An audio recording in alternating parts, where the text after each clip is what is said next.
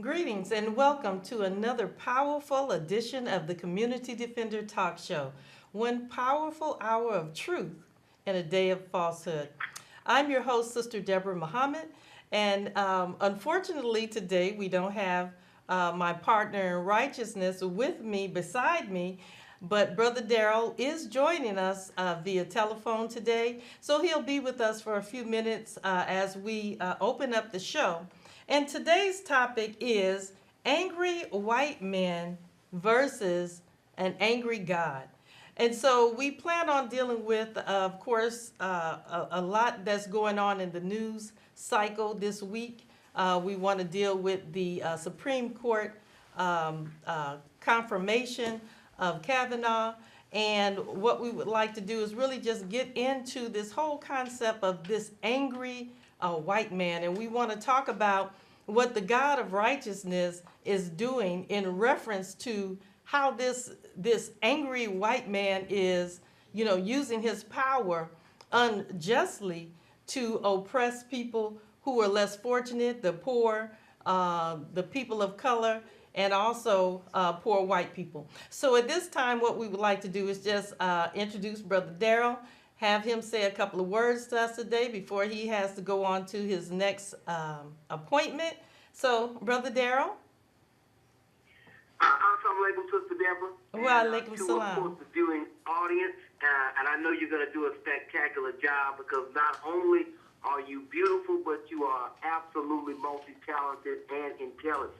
The thing I wanted to say before we get started is that today is October the 7th. Yes. And it is the life anniversary of the most honorable Elijah Muhammad. Yes.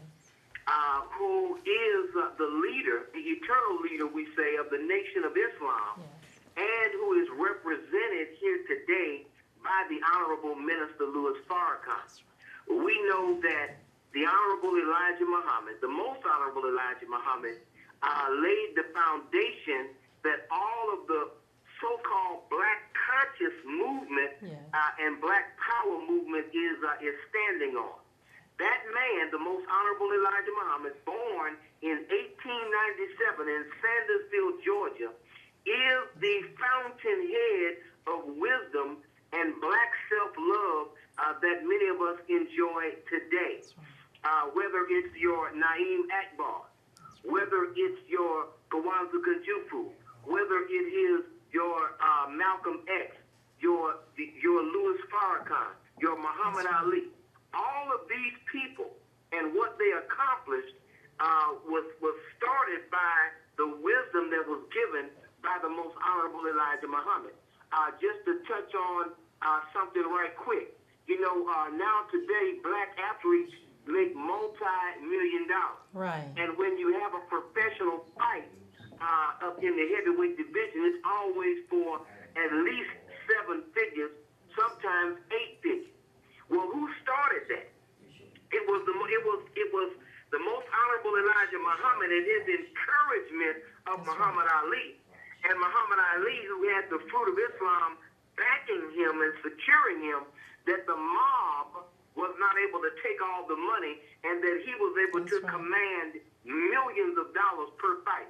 Prior to that, and prior to the encouragement of the most honorable Elijah Muhammad and the wisdom given by him, we were pretty much fighting for $20,000 a fight as opposed to the millions, the absolute millions that we fight for today.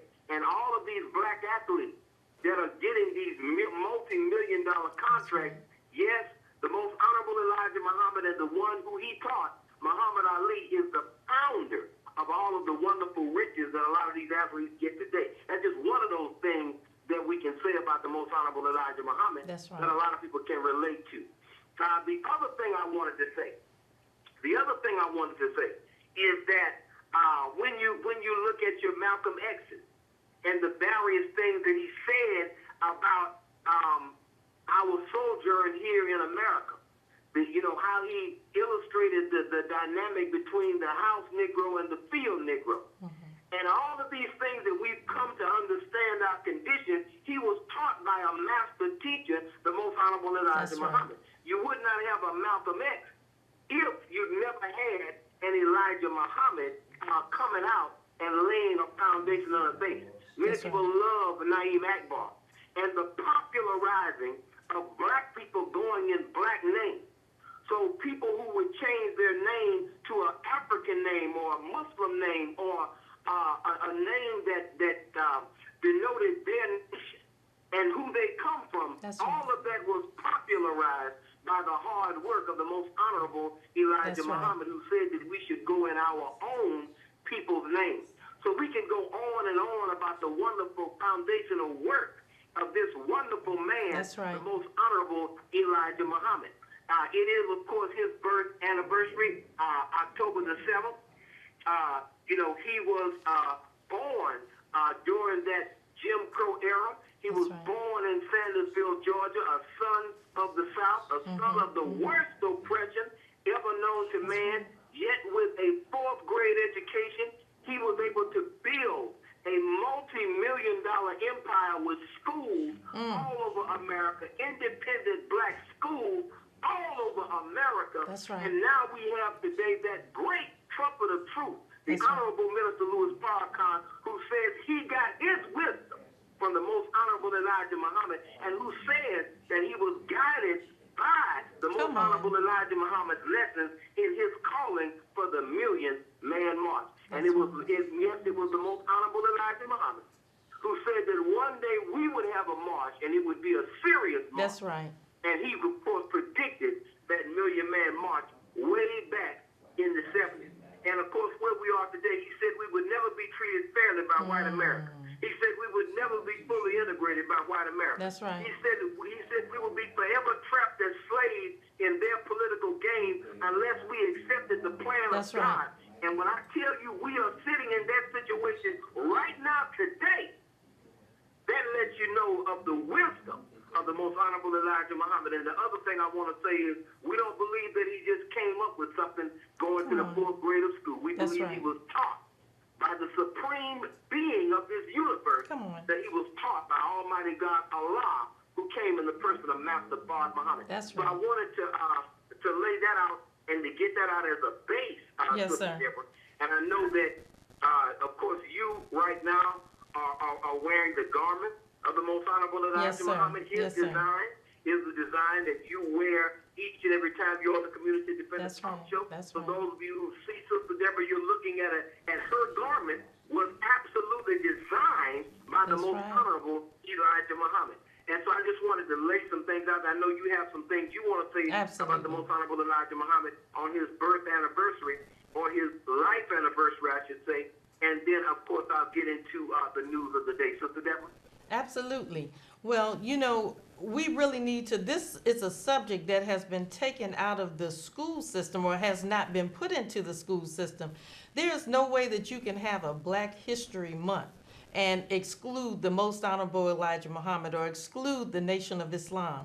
And if you look at the history of the Nation of Islam, really the teachings of the most honorable Elijah Muhammad come right up into the plan of the design of this world in this last 6,000 years to disrupt the plan to, of course, beat the plan of God. And so the most honorable Elijah Muhammad and his teachings actually come to disrupt that which Satan had planned to take us down with him, because his world had been given a limit. And so the teachings of the most honorable Elijah Muhammad have to be re-examined. We have to re-look at the teachings of the most honorable Elijah Muhammad, because they are absolutely life-giving, not just for the Black man and woman in America, but for the brown man and the woman in America. It's for the people in the Caribbean. It's for the Black man and woman in Europe. It is really even for the Caucasian, if they understood that understanding the teachings of the most honorable Elijah Muhammad and accepting the truth actually could give them an extension of their time if they would understand the truth and live by this truth, and of course do right by the people who they have done wrong to for the last 500 years, and they can extend their time here in America. And as you said on an earlier episode, that they even know that their time is limited and they're looking at 50 years or 60 years as a max, or 2060 as their limit of the time which we know Caucasians as we know them. They're saying that they believe that they will even be extinct as we know them in by the year 2060. So if they would only re-examine the teachings of the Most Honorable Elijah Muhammad, they may actually have a chance to extend their time. Well, the key is truth, and then truth is the foundation, Sister Deborah, of justice. Yes, Whenever you ignore the truth, that's right. then justice is impossible to arrive at a just conclusion unless you first ascertain the actual facts. That's right. Now, I don't know if the director has that crazy picture, and I wanted to mention it of Judge Kavanaugh, now Justice Kavanaugh, or should we say Justice Kavanaugh. And when Director, do we have the picture? At this thing, where Kavanaugh was asked some questions about a sexual assault years ago. And, he got on the witness stand at the Senate and lied and also cried Right. in order to get the seat. Now, it's interesting that he was asked a few questions over a week period of time. Right. And went to crying, hollering, and screaming, acting a fool, cracked under the pressure of just being asked a question, just being afraid of being questioned, and that fear caused him to just go crazy, cut off the senator. You're going to sit here and mock me? The dude had really lost it, just dealing with some of the pressure that black men have to deal with each and every day. Yes. These That's right. elitist bastards can never deal with 1/100th of the pressure that they want to put on everybody else. So this bastard, even right. though he has a Yale law degree, even though he has a degree from Yale, even though he supposedly was the captain of the basketball team and lived his life, the minute he was pricked just a little bit, he lost his cool, That's went right. crazy. But yet Bill Cosby, who has Yes. been lied on, who millions of dollars has been spent to get him over the past 2.5 years. He didn't have to deal with just 1 week of pressure. He's been dealing with, and he was handcuffed and had a better attitude, a better disposition That's right. than this elitist liar who more than likely is a sexual assaulter as well. But keep in mind, he was appointed to that position by somebody else who said just grab him by the genitals. Right, He was right. appointed to that position by another man who does not value women and who looks at women like a piece of meat himself. So that whole gang of elitist dogs, who, by the way, Lindsey Graham tried to comfort him and say he's been through hell. I would say Bill Cosby, Michael Jackson, Come on.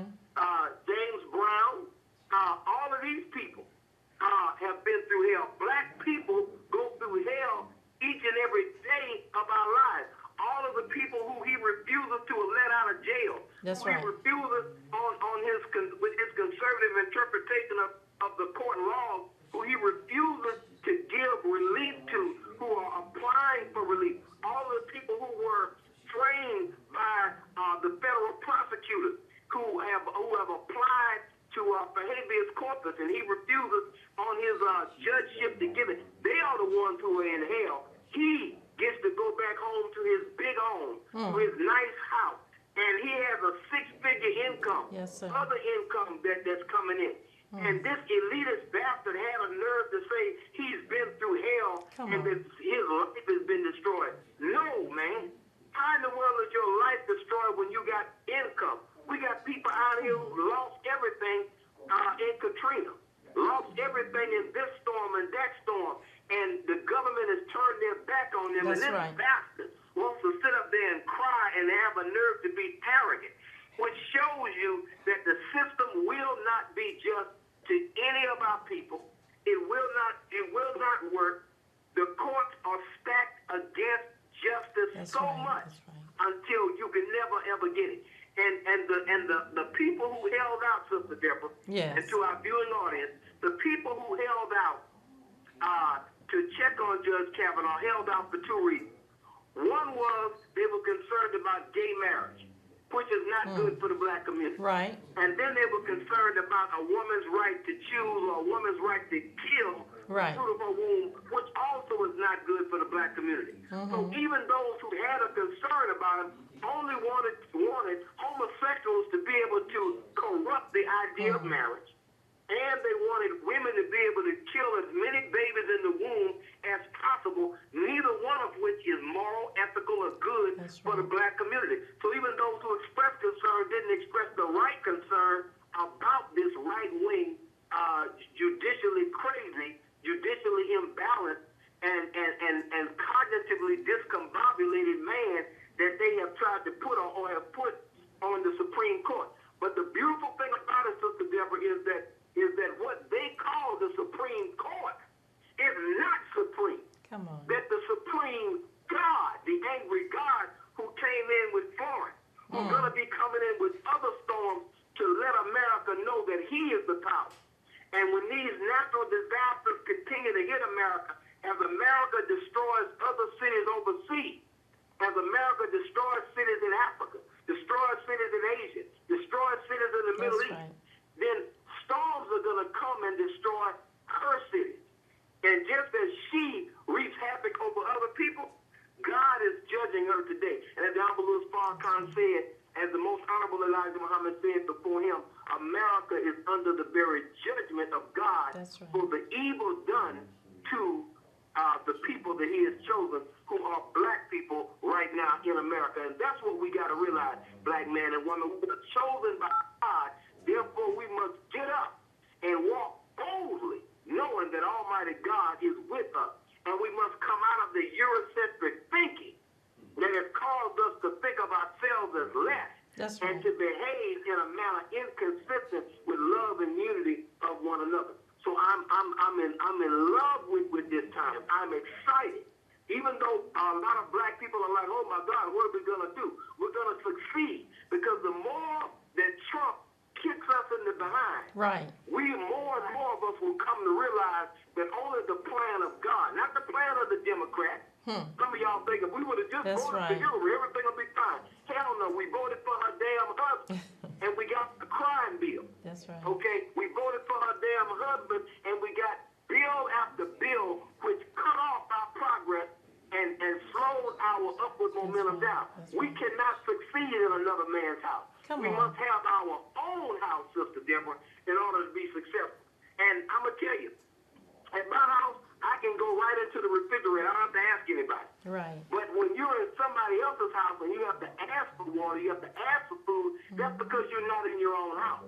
And we have to beg for any little modicum of justice. That's right. We have to beg for every little thing because we're not in our own house. This is another man's house, and we need a house. The other point I want to make is the wicked are with one another in wicked. That's right.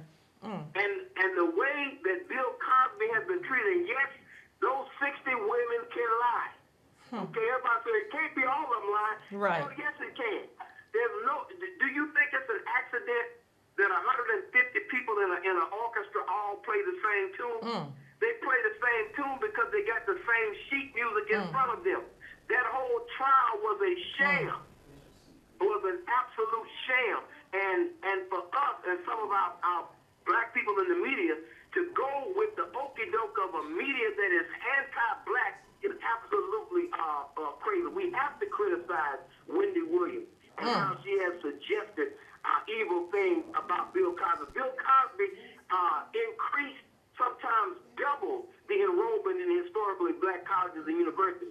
Bill Cosby was in his own way attempting to build and promote black institutions, and for us to turn our back on him because a bunch of liars have lined up is absolutely crazy. Laquan McDonald was shot 16 times as he walked from Van Dyke. And do you know that those the police union is upset at his conviction? They are with each other in evil. Do you know that after a gun was put to Alton Sterling's head, and he was threatened to be shot in the head and then killed mercilessly by blame Salamone. Do you know that the police union is on his side? That's right. So why shouldn't we be on Bill Cosby's side? That all of these demons are on the side of their demon brothers. Why shouldn't we as a people say, brother, I know you're not perfect, but I'm going to stand with you in Right, the time right, of need. right. For us to turn our back on one another in the face of a wicked That's right. adversary That's in this right. day and time is absolutely shameless. And so a lot of people have come out, they're opportunistic to get on TV, they're willing to criticize Bill because white folk are going to put a camera in their face. But don't do that kind of crap. Be loyal to your people and loyal to the God that has chosen your people That's in right. this day and time. And that's how we have to be as a people. I love my people. I'm a black man that want to be black. Well, Brother Darrell, let me ask you this, or let me bring this up. You know, with the Kavanaugh nomination and, of course, the hearings, they brought that some people came forth and brought allegations, you know, about the character of Brett Kavanaugh. And that so some of the senators came forth and said that they wanted to wage or have the FBI to wage an investigation. I think personally, Brother Darrell, that was all just political theater. I don't think that they ever had any intention not to actually confirm this Supreme Court justice from the beginning. I think he could have done anything could have been said about him, and he would have still been confirmed. Now, so what that means to me, Brother Darrell, is that you have the FBI that's complicit in this conspiracy. You have the senators that's complicit. You have the president of the United States that's complicit in this conspiracy. So my question is, can we ever get justice under this system? And should we look for justice in this system as people who have been crushed by this system? Brother Darrell?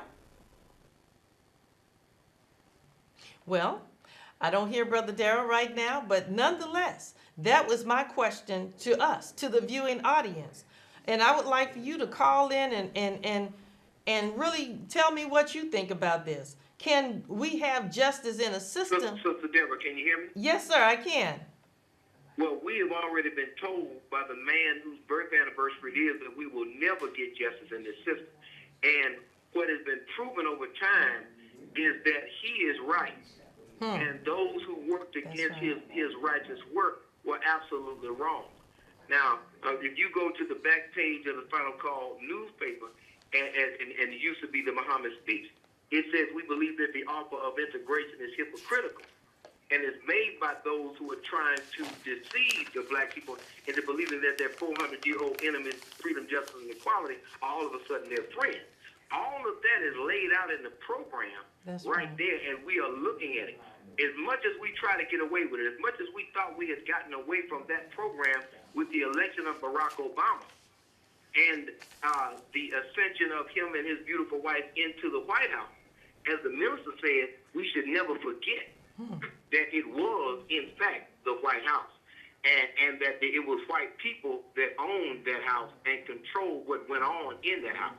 So I just wanted to lay that out there in answer to your question. The answer is never. And the definition of never is at no time, not ever, okay? When you look up the word never, it says at no time shall we get justice. And we have to get that in our head. With each bit of pressure that we put on the system, understand the system, which came up out of the minds of men, and is retweaked by the minds of wicked men to keep us in the chokehold that we've been in for the past 400 years.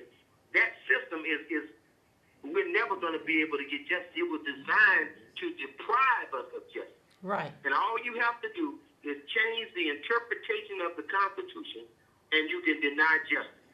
As Sister Michelle Alexander says in her book, The New Jim Crow, it's been changed each and every time. As Derek Bell, the noted legal scholar, has said, the system will never give us justice. It'll simply give it to you on one side and take it away on the other. And that is what the Honorable Elijah Muhammad said. That's what the Honorable Louis Farrakhan has said. And that is what we are looking at today. So we should never teach our children to have hope in this system. Their hope should be in one another and in God and God's plan for us as a people. So I wanted to lay that out as I take my leave of you. And of course,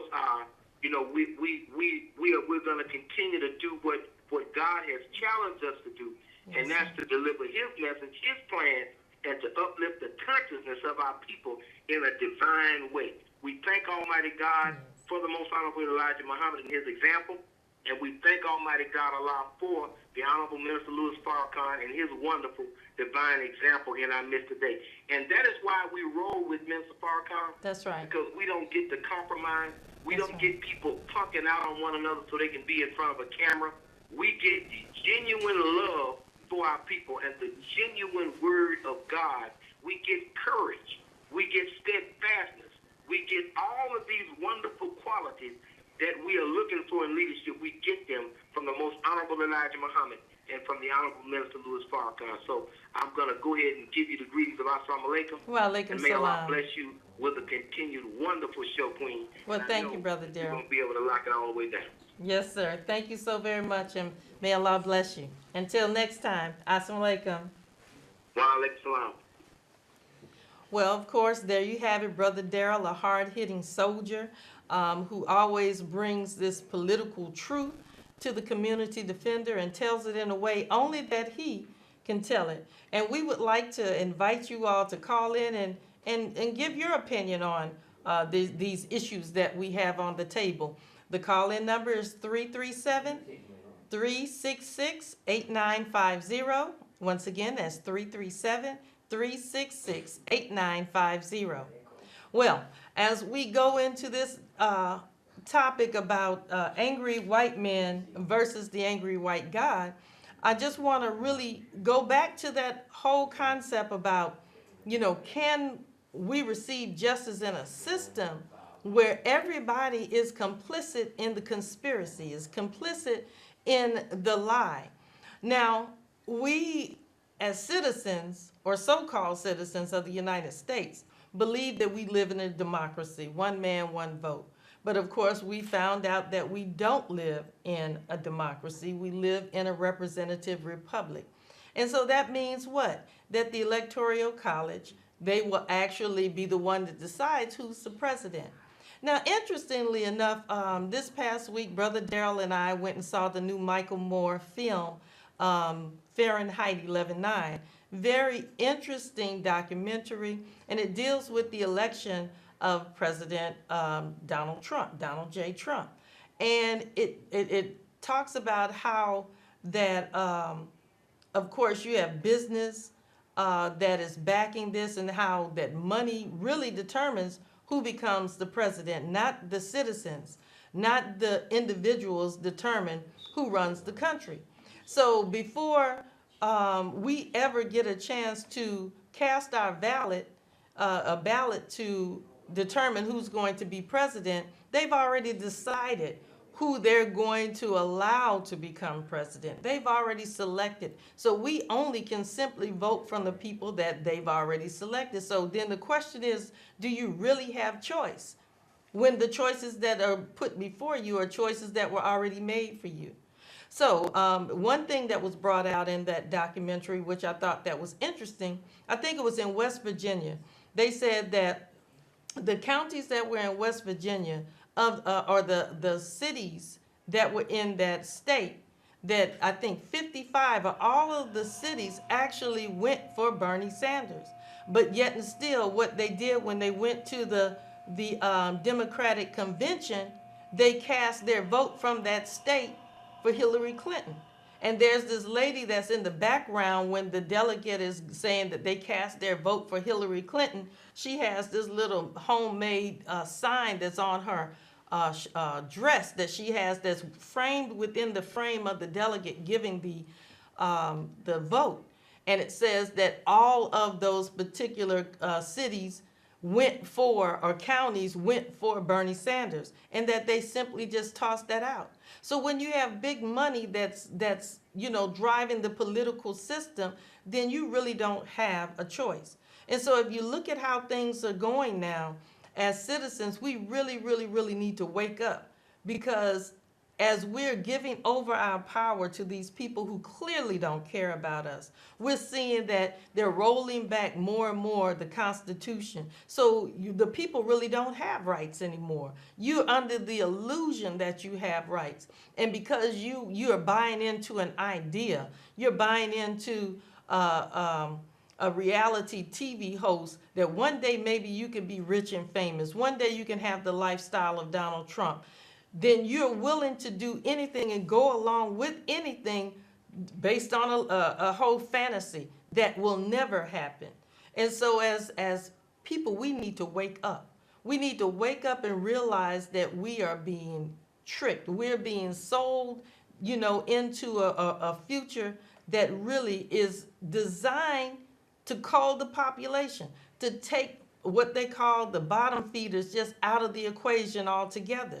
And we think that we're getting something, but we're actually giving up what we have for nothing. And so what I really encourage us to do is that we have to wake up.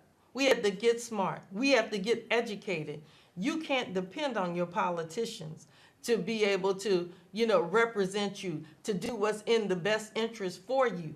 I mean, it's clear that Brett Kavanaugh has a background that is questionable at least, but probably is criminal, to be honest with you. But yet and still, we were willing, or people have been willing to go along with this confirmation because they think really that Kavanaugh, being a conservative, is going to cast this vote in such a way that is going to oppress a people that we don't like. And then the Democrats don't have enough backbone to stand up and fight against this.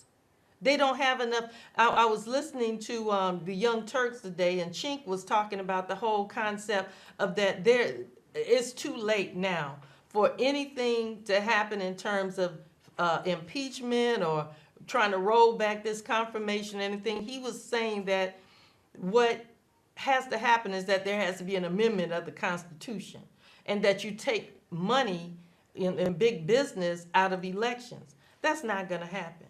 And the likelihood of the Constitution being amended, that's not going to happen either. So the question becomes, as citizens, what are we going to do?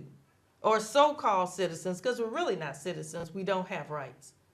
We don't have rights. And all you have to do is look on YouTube and see how many rights or so-called rights that we have. They're killing black men and women in the streets like dogs. And then you have not only black people, our so-called rights are being abridged. Now you even have white people. I don't know if you all got an opportunity to see the nurse who actually was assaulted by a police officer who wanted her to break the law by drawing the blood of a person who the police officer in a high-speed chase wind up making the person that he was chasing crash and kill himself, but he crashed into an unsuspecting driver who winds up getting hurt severely and is in a coma.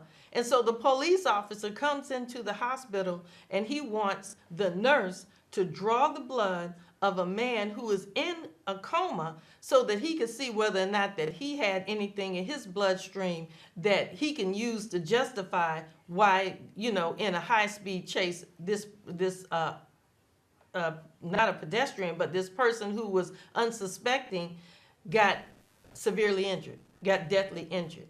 And so, not only are black people's rights being taken away, you have the rights of many people that are being taken away. And we better wake up, and we better wake up quickly. Now, we have a caller that's calling in, so let us go to the phone lines and hear what you have to say about these issues. Caller, you're on the air with the Community Defender Talk Show. Yes, good evening, Sister Deborah. Hey, you having a very heavy topic tonight. And I commend you for being the sister that you are to bring to the airwaves the awareness of the people, to the people that need to be made aware of. Yes. But Sister Deborah, on the screen you have 5-1 and it's 5-0. maybe that's why you're not getting no calls, and maybe they have to change that to I see 501, that. Yes, sir. 51. Thank you. Thank you. But at this, everything that you're talking about, the disrespecting of our culture of people, and I think I don't want to sound redundant at all times, but there's a law in the book that says that a white man do not have to respect a black man, and until we stand up together to change that law, we can't get anything done for the real people that are with black folks. The disrespecting of a black man, we have black folks that will disrespect a black man Yes, sir. for a white person. And when we do that, all we saying is the white man ice is better than the black man ice. And when we say ice, we know what we're all talking about. Yes, sir. Yes, sir. But the thing of it is, we're all looking for excuses not to unite as That's a right. culture of people. It's okay for every other culture to unite, That's right. to be their culture. But when it comes to us, we radical, we racist, we disrespectful, we less than human, we everything but the child of God, and we are all made in God's image. But why everybody run to church on Sunday, praising God, and when they leave church, they leave God, they leave Jesus Christ right there. You stay here till I get back next Sunday, and they come back out and they do the hateful ways, they do the disrespect, they do everything against God. And I feel that is the wrong thing that we're following. Yes, sir. Elijah Muhammad teaches us, how to eat to live. That's right. How to make sure that we are in the right path in life, Yes, sir. And you got these other hypocrites, that's what I call them, Yes, sir. hypocrites, churches that is not really the true factor of religion. Well, they doing religion, and you can't do religion and do falsism. And that's what a lot of us are teaching, falsism instead of truism. The truth shall set you free. And if the truth set you free, you should learn how to be free. That's but right. most of us don't want to be free because we are so embedded into that slave mentality that we don't know how to come out of it. And I thank you, Sister Deborah, for taking my call. Thank you. And keep up the good work. Yes, sir. Thank you so very much for your call. And what I would say to that, a lot of times we want to blame those who are oppressed. And I'm not saying that we should use that as an excuse, our condition.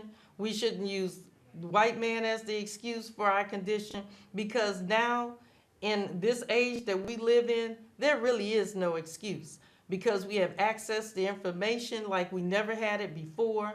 And so really to me, I think the root of the issue is that, as the Most Honorable Elijah Muhammad teaches, a man who won't treat you right won't teach you right. And so the root of what is wrong with our community is that we have a lack of knowledge, that we have the wrong knowledge that we are feeding from. And so as a result of that, of course, you cannot think beyond the limit of your knowledge. So if your knowledge only goes, to slave history, a history of black people in slavery, you can't think beyond that knowledge. If your history only goes back to the pyramids in Egypt, you can't think beyond that knowledge. So we're taught by the Most Honorable Elijah Muhammad that our history goes all the way back to the originator himself. He also teaches us that the Caucasian man is as a new man on the planet, that he has a history of just 6,000 years old. So if we allow him to make us or have the original people to fit within the structure of his history, then of course we will never know who we are, the power that we have, and how we can come together as people and unite to do something for self. So really, what I would suggest to us in this day and age, as I said earlier, is that we have to get smart. What we have to do is that we have to start, really going beyond what we're being taught in the school systems. Many of us can't afford to homeschool our children. But when your children come home from school, you are obligated to debrief them on what they're being taught in school. So, we have to take charge of ourselves. We have to take charge of our families. We have to take charge of our communities. And we can no longer leave that up to somebody else to do for us what we can do for ourselves. If we don't do something for ourselves, we're going to continue to suffer the consequences. So, what I really suggest in that case, when we understand who we are, when we understand whose we are, then we will begin to come together and unite, and we will begin to change the conditions of our lives. We will change the conditions of our communities, of our families, and we really can have a glorious future once we get a knowledge of self. And a knowledge of self, according to the Most Honorable Elijah Muhammad, is the knowledge of God. And we must also have the knowledge of the enemy to the righteous, and we must have a knowledge of the time that we live in and what must be done. We look at all the things that are going on now in the world today. We look at the political turmoil. We look at things that are going on socially. We look at things that are going on in the weather. And we wonder what's, like Marvin Gaye said, what's going on? What is going on? This is the time of judgment. And so knowing the time that we're living in is so critical to our being able to be successful in this time and escaping what Allah or what God has for this country. America and all of her evils, judgment has to come. And so what we're looking at with the natural disasters, this is part of judgment. What we're looking at with the turmoil in politics, this is all a part of the judgment. But it's not against us as black people. This is actually for us. This is for us in the sense that, it's giving us, it's a mercy because it's giving us an opportunity to look at ourselves and to be able to turn within and begin to start atoning for the things that we have done and we have not done. And speaking of which, this October the 16th, it will mark the 23rd anniversary of the Million Man March, the most significant event that has happened in, for sure, American history, where the Honorable Minister Louis Farrakhan, with Allah's permission, called for 1 million black men to come to Washington, D.C. on a Monday on their own dime to actually come and atone and turn back to God, to ask God forgiveness for the things that we haven't done, for our families, to ask the black men to ask forgiveness from their wives, to go back and begin to start cleaning up some of the stuff that we have done or haven't done as a result of the conditions that the black people had been under for a while. Seems like we had a little technical difficulty there, but we're back online. But the Million Man March, the 23rd anniversary of the Million Man March, most significant event in American history. It has never happened. When 2 million black men show up in one place on a Monday on their own dime, and then what they do is that they make this call to God. They call out to God, ask for forgiveness. They call out to their families and ask for forgiveness. And I'm telling you, it changed the course of events. The Million Man March and that occurrence that happened It was a call of God to black men in America through the Honorable Minister Louis Farrakhan. And it literally thwarted the machinations of the government of the United States to kill wholesale black men.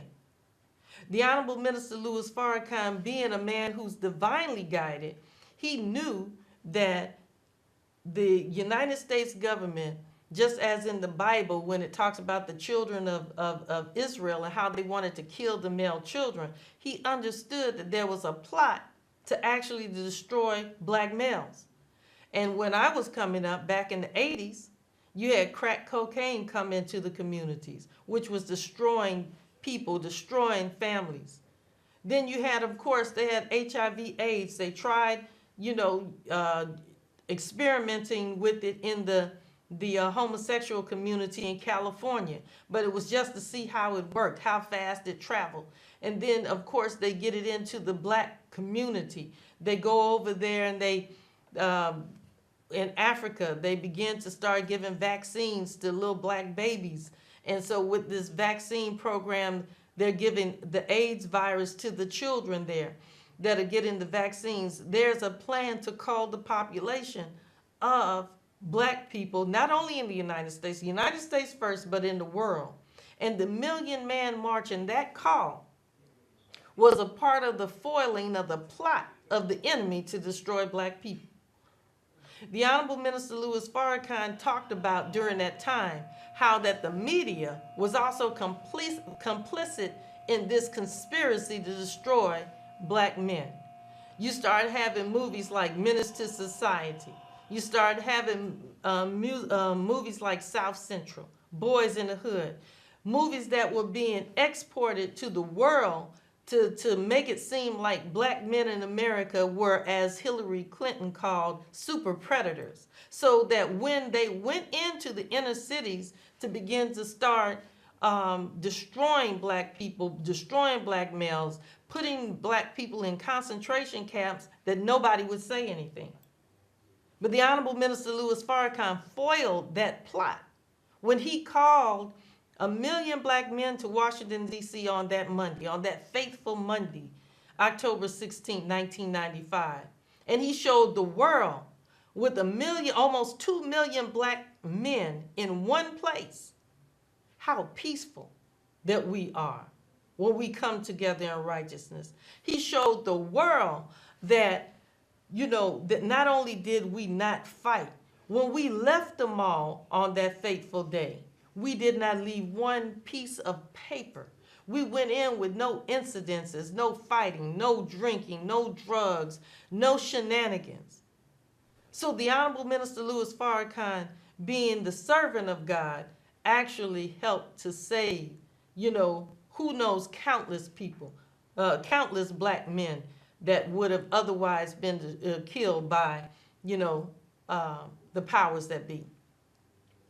Also, during that time, the Honorable Minister Louis Farrakhan, he was, of course, making that what we call final call. He was making that call to black people, calling us back to God, calling us back to our natural way. Not just by religion, but he was, it was just not about Muslims. It was about Christians. It was about Hebrew Israelites. It was about the black conscious community, the Afrocentric brothers and sisters. It was about those who called themselves Christians. It wasn't about religion. It was just about black men atoning to God.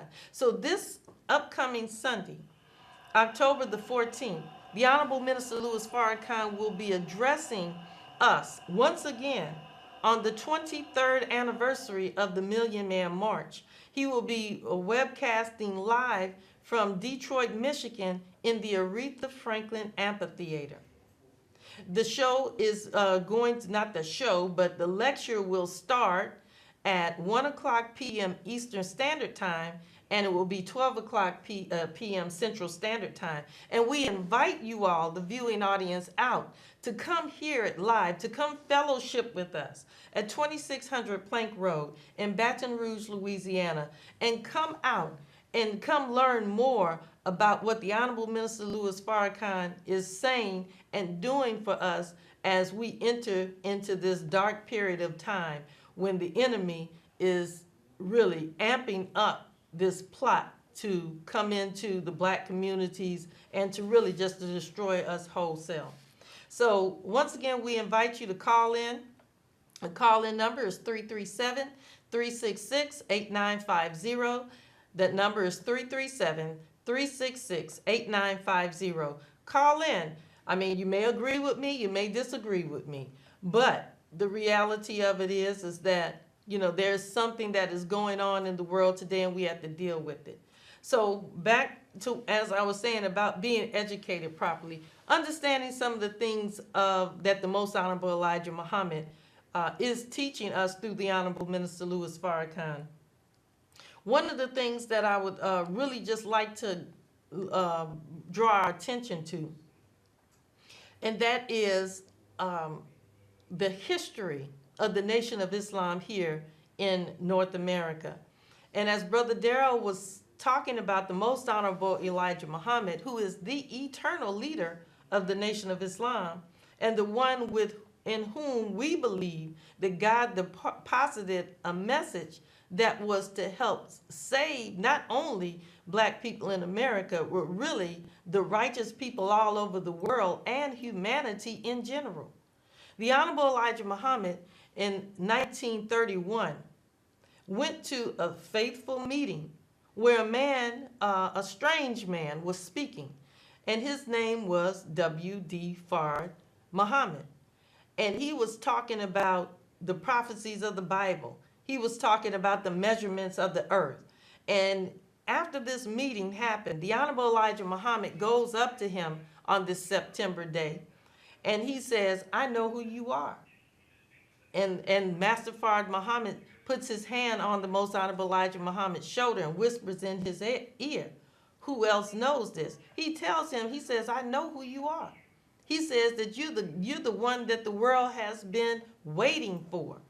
And so the Most Honorable Elijah Muhammad, when he said that nobody else knew, the Master Fard Muhammad said, "Okay, well, don't tell anybody else." So he took that student aside.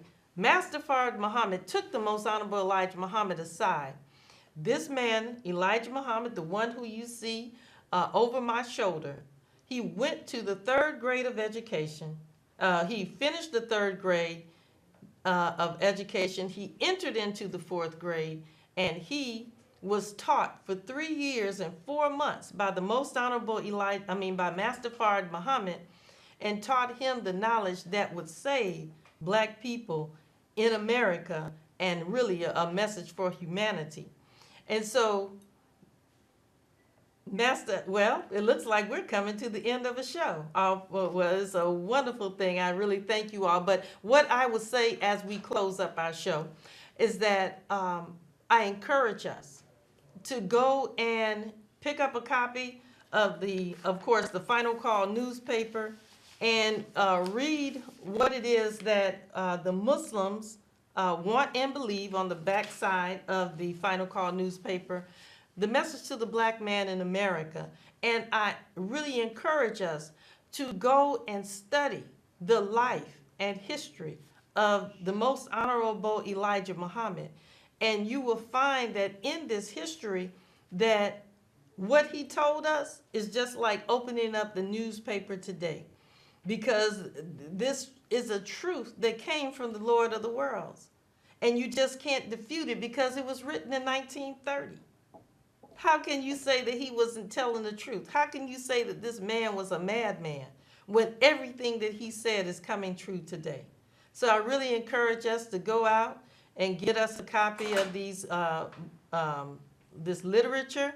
And we, of course, look forward to having Brother Darrell back on the show with us soon.